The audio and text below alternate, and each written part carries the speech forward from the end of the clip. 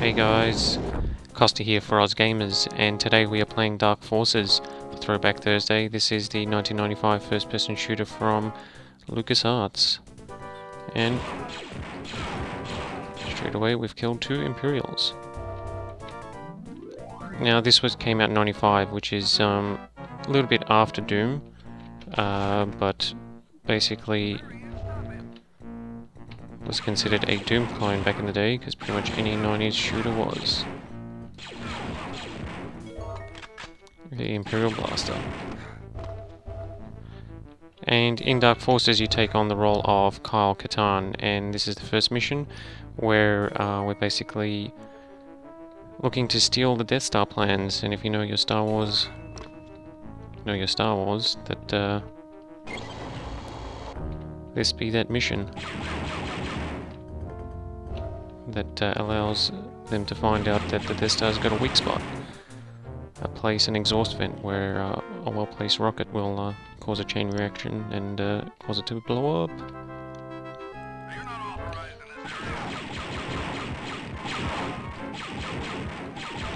This is a cool game, so even though this came out after Doom, basically it did feature some advancements to the genre, like multi-level buildings and even like some basic lighting effects. The enemies are still sprites, and there isn't aim mouse look. As you can see, to shoot this stormtrooper up here, I kind of just have to aim in his general direction. See, and he die. There is a look up and down, but I can't be bothered.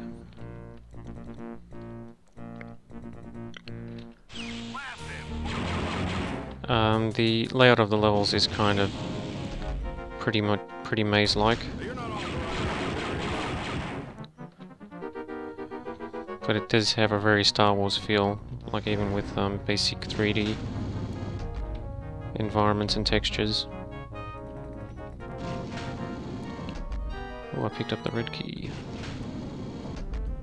And there is a lot of that, find the right key and explore the maze.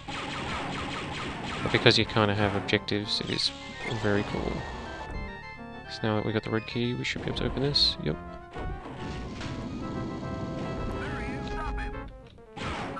And it's got really cool Star Wars sound effects. There he is, stop him. And a MIDI soundtrack. So that switch did something down there. So this is cool that it's got like these multi-story levels. And one of the cool things that separates this from the other Doom style games is that each level kind of has its own little texture set and is kind of visually distinct, which is kind of cool. Being Star Wars, they really wanted to sell the idea of Star Wars Galaxy. Oh, I think we're going to jump across here. And I failed. It's a pretty small map for the first level. You can see here, there's not much to it. The levels do get a lot more complicated as the game goes, but even this is kind of a little bit maze-ish.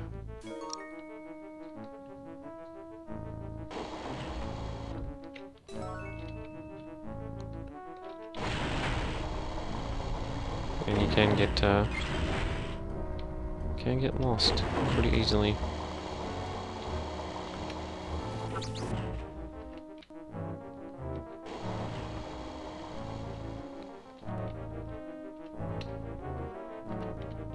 Oh shoot. I falls downs again. This way we got the red key.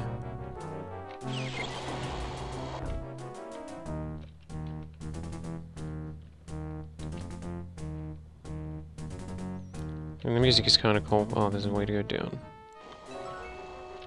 Lucky I saw that. It's basically MIDI versions of all classic Star Wars tracks, and it works pretty well. That's where we came from. The multi-level buildings kind of makes it way more complicated than other maze-like first-person shooters from the 90s. And there's the Death Star, which basically looks almost as good as it does in the 70s movie, because it is kind of just like a bunch of green dots in the film too.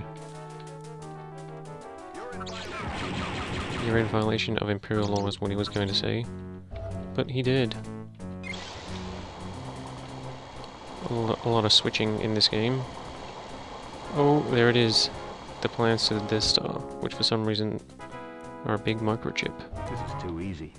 Death Star plans acquired. And now to get to your ship. So one of the things about cool things about Dark Forces is that it has a pretty cool story that you follow with Kyle Katarn working for the rebels, and basically you're set on missions to Imperial bases, smuggler places and other joints across the galaxy, and pretty much at the end of each mission, yeah, you have to kind of get to a landing pad to get to your ship to finish the stage. Sometimes that means backtracking through the level, but it kind of adds a little bit of realistic flavor to it. So if you're going into a base to steal something, you know, you kind of have to get back to your ship. So it actually includes all of that. But one weird thing is that you actually have to pause the game to complete the mission. Kyle delivers the plans to the Rebel Alliance. Soon afterwards, the Death Star is destroyed. Whoa, But jump even forward. as the Alliance celebrates this victory, another sinister plot is set in motion that will become an even greater concern for the Rebellion. Oh yeah, you can better believe that some early Star Wars CG. And old Darth Vader. Fun bit of trivia, they actually reused this Darth Vader graphic from X-Wing, and this dude too, I'm pretty sure, X-Wing and TIE Fighter. We will be able to decimate the rebels just as we did the Jedi Knights. At last, the Emperor's war will be filled only with the glory and beauty of decisive victory. A noble cause, General. I hope the demonstration lives up to your claims. Proceed. With pleasure. With pleasure. Dark Trooper, release.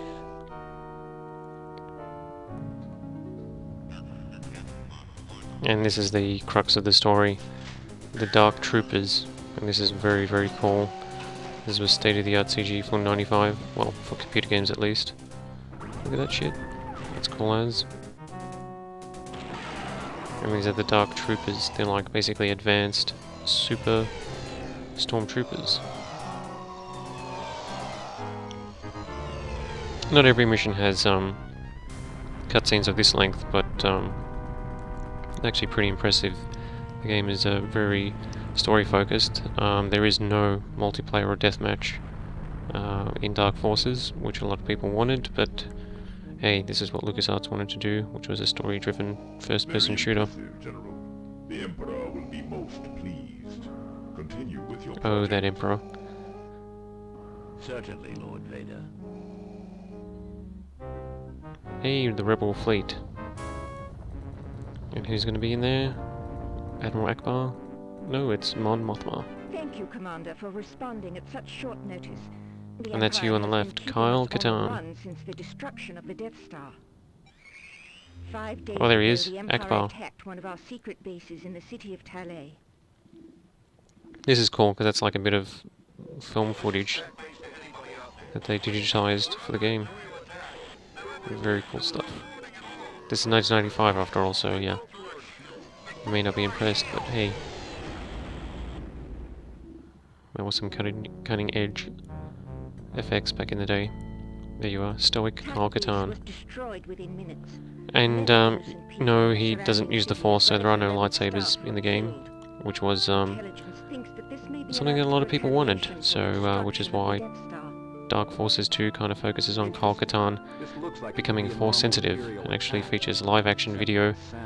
Pretty terrible for the most part, but groundbreaking at the time. A full 3D engine that was buggy when it launched and had a lot of development troubles. Dark Forces 2, a lot of money spent and a lot of issues that was lucky it even saw the light of day. But Dark Forces, no such problems. Took them a couple of longer than a year or so to put together, but the end result is pretty sweet. A new stormtrooper that can take out a rebel base that quickly? I should have kept working for the Empire. There he The is, a rebel bit of command is Kyle-Katarn's not history. using He used to this work for the Empire. They have authorized me to hire you to find out if there is a threat, and if there is, to shut it down. That is, if you are still on our side. He'll do it for the cash. This could be interesting. Alright, I'm in. But I think I'll need some help in this one. I want Jan Ors as my mission officer. Certainly.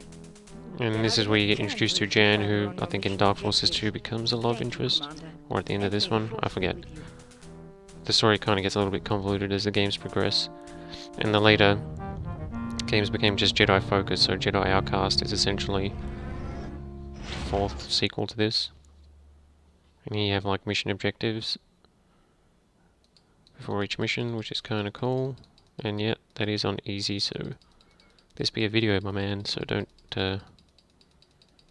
look at me. And this is cool, so you get mission objectives: find and restart the hydroelectric power generator, find some clue to the Dark Trooper, and return to the landing area. So missions kind of have this, these kind of elaborate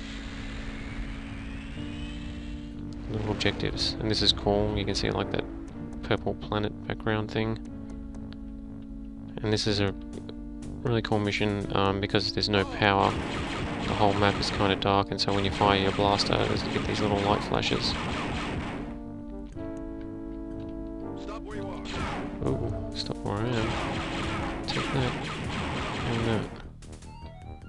This is another maze stage. Is this back to the landing area? Quite possibly.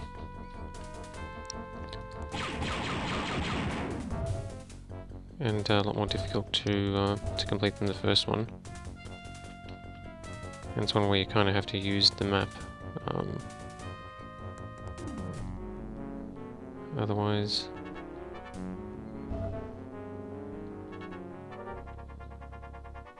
you will get lost.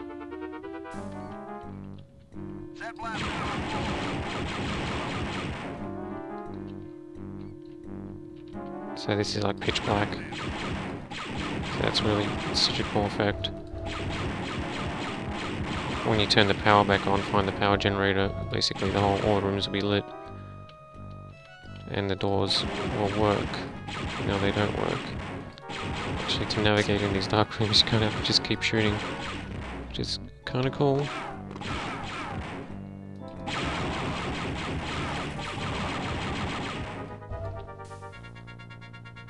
Being on easy, this is, yeah, super easy. But you get a glimpse, well, a good gist, I should say, of what the game's like. Such a cool effect, I forgot about that. Well, I mean, for the video, it's super shot. But now I'm going to be out of ammo. Well, there you have it. That's a taste of Dark Forces. And it has actually aged not too badly. It's actually still quite a bit of fun to play. The only thing is that the levels are just mazes, just like in every other game, Doom-style game from the era.